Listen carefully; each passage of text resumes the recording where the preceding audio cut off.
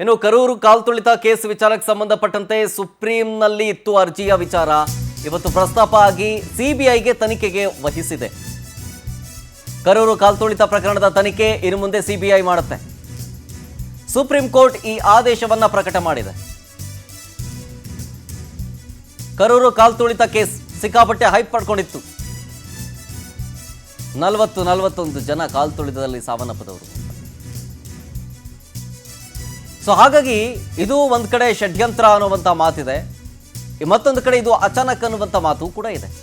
ಯಾವುದು ಸತ್ಯ ಯಾವುದು ಸುಳ್ಳು ಈ ಸಿಬಿಐ ತನಿಖೆಯಿಂದನೇ ಹೊರಗೆ ಬರುತ್ತೆ. ಸುಪ್ರೀಂ ಕೋರ್ಟ್ ಈಗ ಸಿಬಿಐ ತನಿಖೆಗೆ ಆದೇಶ ಮಾಡಿರೋದು. ವಿಜಯ ದಳಪತಿ ನಾಯಕತ್ವದ ಟಿವಿಕೆ ಪಕ್ಷದ ರ್ಯಾಲಿಯಲ್ಲಿ ಕಾಲ್ತುಳಿತ ಆಗಿತ್ತು. ಸೆಪ್ಟೆಂಬರ್ 27ನೇ ತಾರೀಕು ನಡೆದಿದ್ದಂತಹ ದುರಂತದಲ್ಲಿ ಸುಮಾರು 41 ಜನ ದುರ್ಮರಣವನ್ನಪ್ಪಿದ್ರು. ಈ ಕಾಲ್ತುಳಿತ ದುರಂತ ಷಡ್ಯಂತ್ರ ಅಂತ ಟಿವಿಕೆ ಅಂದರೆ ವಿಜಯ ದಳಪತಿ ಆರೋಪ ಮಾಡ್ತಾ ಇದ್ದಾರೆ. ಇದು ಷಡ್ಯಂತ್ರನೇ, ಇದು ನಮ್ಮ ಆಪೋಸಿಟ್ ಅವರು ಬೇಕು ಅಂತಲೇ ಹಿಂಗೆ ಮಾಡಿಸಿದ್ದಾರೆ, ಕರೆಂಟ್ ತೆಗೆಸಿದ್ದಾರೆ, ಕಾಲ್ತುಳಿತ ಆಗುವ ರೀತಿ ನೋಡ್ಕೊಂಡಿದ್ದಾರೆ, ಯಾರೋ ನಮಗೆ ಕಲ್ಲೆಸೆದ್ರು ಅಥವಾ ಯಾರೋ ನಮಗೆ ಚಪ್ಪಲಿ ಎಸ್ದಂಗಾಯಿತು, ಹೀಗನ್ನೋಂಥ ಆರೋಪಗಳಿದ್ದಾವೆ.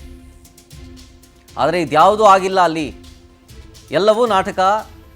ಇವರು ಆ ಕಂಜೆಸ್ಟೆಡ್ ಇರುವಂಥ ದಾರಿಯಲ್ಲೇ ಹೋಗಿದ್ದಾರೆ, ಪರ್ಮಿಷನ್ ಇಲ್ಲದೇ ಹೋಗಿದ್ದಾರೆ.